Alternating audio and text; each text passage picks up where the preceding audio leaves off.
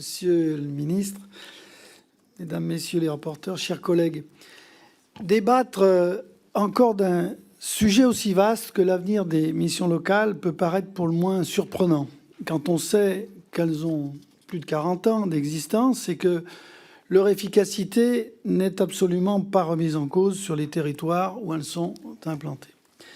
Parler de l'avenir, c'est donc se projeter, ce qui, par ces temps de grande incertitude, peut constituer une forme de défi. Ici, nous parlons de la jeunesse, de la société de demain. Et ce débat, nous le considérons comme important. Et je tiens d'ailleurs à remercier ici de leur initiative nos collègues du groupe GDR. Les missions locales constituent un maillon important d'un service public de proximité. Au niveau national, c'est un réseau spécifique aux structures particulièrement dynamiques qui permet de recueillir chaque année de riches retours d'expérience qui sont eux-mêmes source d'innovation et d'expérimentation tout à fait remarquables. C'est d'ailleurs le premier réseau d'acteurs pour l'insertion sociale et professionnelle des jeunes, avec plus d'1 million de jeunes accompagnés sur 6 800 lieux d'accueil, je tiens à le rappeler.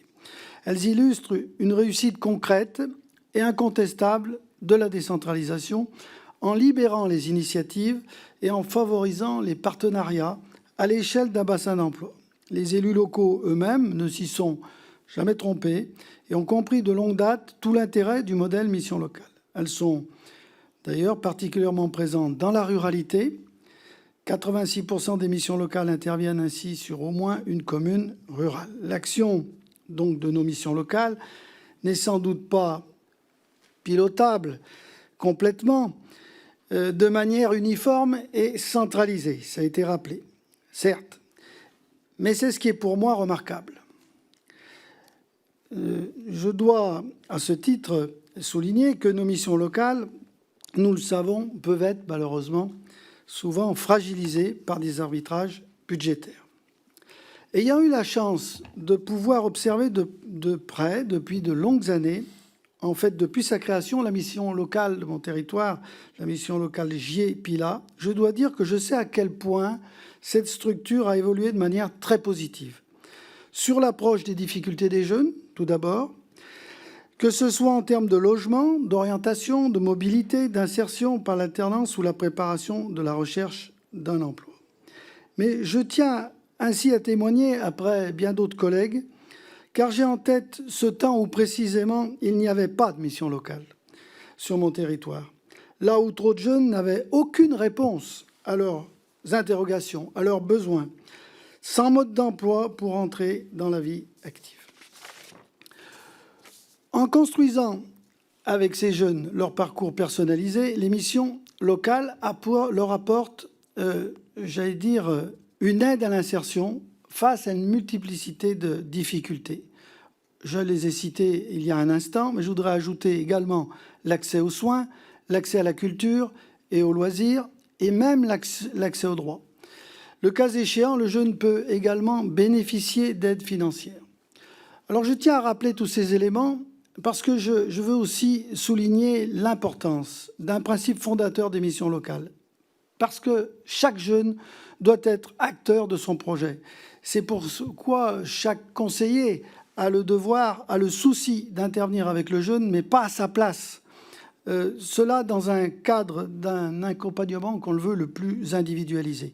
Et cette formule de suivi à 360 degrés suppose donc une réelle agilité pour des équipes d'accueil et d'accompagnement, dont je tiens à saluer l'implication et le travail quotidien, un travail réalisé aussi bien pour établir des liens étroits avec des entreprises, des acteurs sociaux locaux, et bien entendu pour orienter, former, amener à la formation, comme je l'ai déjà dit. Et cela concerne l'accès souvent à des jeunes qui sont le plus en difficulté, en recherchant bien sûr la cible de l'emploi durable. La satisfaction des jeunes et le taux d'insertion dans l'emploi nous montrent qu'il y a des indicateurs très positifs. Et c'est donc une réussite. On doit la saluer.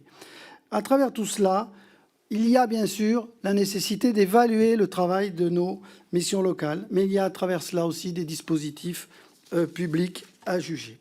Voilà ce que je pouvais dire sur ce point. Je voudrais dire que nous avons le devoir de répondre aux missions locales dans la cohérence. Je termine, Monsieur le Président, avec constance, continuité, responsabilité, ce qu'exige toute politique digne de ce nom.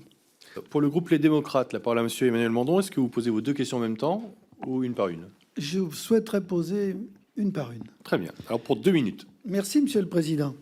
Je voudrais remercier tout d'abord Monsieur le Ministre d'avoir eu la franchise d'un certain nombre de ces constats et dire que nous sommes sensibles donc à sa démarche. Mais je voudrais revenir sur le thème particulier de l'évaluation. Ça a été, je l'avais indiqué dans mon propos, nous sommes attentifs à l'idée qu'il puisse y avoir des critères.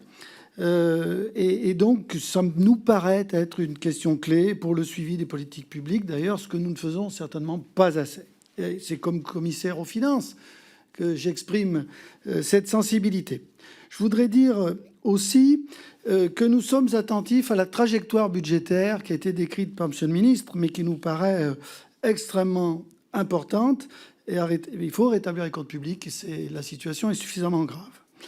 Nous voudrions, sur ce point, vous dire que nous sommes sensibles à ce que disait la Cour des comptes lorsqu'elle a constaté, tout simplement, que l'évaluation des dispositifs, je cite, est trop rarement intégrée à leur conception. C'est que c'est un problème général et que donc nous attendons effectivement des objectifs et des indicateurs de performance. Tout ça n'est pas illégitime. Alors, oui au tableau de bord, oui effectivement à l'évaluation et à la performance des missions locales. Bon, bref, tout ce qui peut améliorer la décision. Mais cela a été dit, on est quand même contraint par la dualité budgétaire. Et puis, je voudrais parler de la réactivité du réseau des missions locales, parce qu'on a besoin de les rassurer, elles ont besoin de se projeter. Et aussi, il y a la conjoncture, c'est extrêmement important de le souligner. Quand même, le taux de chômage des jeunes est préoccupant. Enfin, une remarque qui rejoint notre débat sur la décentralisation. Il faut responsabiliser les acteurs locaux, on est bien d'accord, mais ils ne demandent d'ailleurs pas autre chose. Merci, Monsieur le député. Monsieur le ministre. Moi, ça me va très bien. La philosophie que vous exprimez de ce que j'appelle le contrôle de gestion de la politique publique en général et de l'insertion des jeunes en particulier dans les missions locales, on partage tout à fait la même philosophie et ces outils seront aux mains de la gouvernance des missions locales. Hein. Je vous dis, c'est pas moi depuis Paris qui vais piloter 400 missions locales, je vous rassure. C'est pas mon intention du tout. Par contre, je veux être sûr que les instruments existent et qu'ils sont utilisés. Voilà, c'est tout ce que je demande. D'ailleurs, déjà dans les nouveaux contrats, parce qu'on en a passé des contrats là, on a passé des contrats nombreux, les fameux CPO, les conventions, on les a passés et on a commencé à introduire, mais dans le débat avec les missions locales, des éléments de performance, notamment sur les parcours. Voilà, donc ça commence. Je veux dire, c'est des choses qui sont en œuvre et qui sont acceptées par les missions locales. Donc c'est tout à fait concret et on n'a pas de réaction défavorable à ces discussions puisqu'on les met dans les conventions. Vous voyez, donc le mouvement est en marche. Donc c'est important de le rappeler. Quant à ce que vous avez dit de manière un peu générique sur les politiques publiques qui n'emportent pas nativement, by design, comme on dirait, les éléments d'évaluation, ça fait écho, peut-être l'ai-je dit de manière un peu générale, mais je peux vous dire que cet esprit de contrôle de gestion que j'ai pu apprendre à expérimenter dans une grande entreprise publique, je souhaite la décliner sur toutes les politiques locales, pas que sur les missions locales. Je souhaite la décliner sur toutes les politiques locales de manière déconcentrée, puisqu'on a la chance d'avoir des services déconcentrés au plus près des réalités, au plus près du terrain, pour vérifier effectivement que l'argent public qu'on a dépensé rend bien les résultats qu'on attend de ça. Voilà, c'est pas plus compliqué que ça. Et je souhaite le faire assez vite. En gros, je me donne l'année 2026 pour le monter, pour que ce soit opératoire dès 27 et dès la construction du budget 27. Parce qu'on voit bien les logiques, je veux dire, de responsabilité et de décentralisation qu'on peut accompagner, c'est dans cet esprit-là dont je vous rejoins parfaitement, mais je vais le faire. Voilà, pour le principe que vous évoquez, sachez qu'au ministère du Travail et des Solidarités, on va essayer de le construire et de le mettre en œuvre. Merci, Monsieur le ministre. Monsieur le député. Oui, alors pour ma seconde question, je vous remercie des précisions que vous apportez et qui vont donc dans le sens de nos attentes. Alors, je voudrais vous dire qu'on a tout de même aussi une inquiétude. C'est par rapport j'allais dire, à la manière de concevoir l'action de ce service public des missions locales, parce que elle nous semble être tout de même un outil très utile et adapté, même j'allais dire, oui, vraiment adapté à un territoire pertinent qui nous paraît être le bassin d'emploi. Et lorsqu'on évoque des dimensions administratives plus vastes, parce qu'il y a une grande pyramide et une forme de millefeuille, on peut le dire, de strates différentes au niveau national. Je crois que le risque, c'est qu'on complique considérablement la gestion, et c'est une vision parfois, hélas, un peu trop descendante à notre goût.